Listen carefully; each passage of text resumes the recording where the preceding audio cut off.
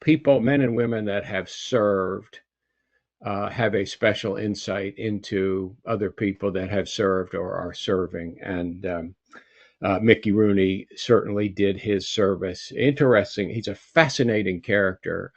He was the leading box office star in America in 1938 and 1939. Can you imagine the leading box office star now joining the army and doing simple entertainments for frontline soldiers? I'd like to think it would happen. Rooney was considered an absolute genius by directors he worked with and other actors. In his personal life, he was absolutely off the rails. He absolutely off the rails, and uh, completely lacked the discipline that he had so much when he was acting.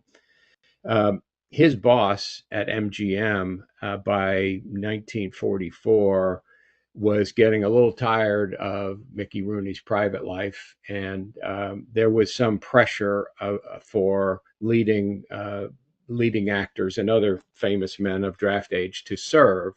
So Mickey volunteered for the army. Again, to his credit, he could have served in Hollywood.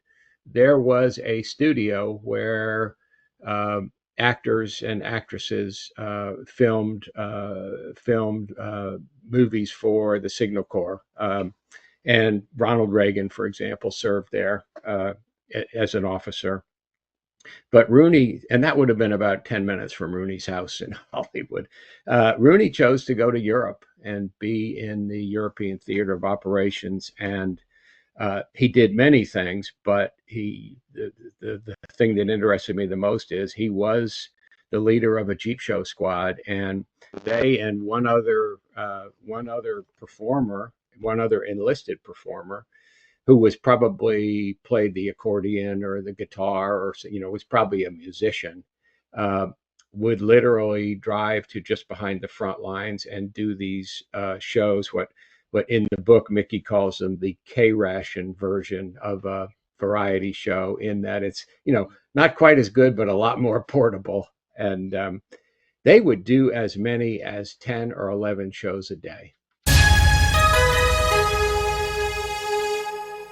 Outrageous History is produced by Northern Flicker Media.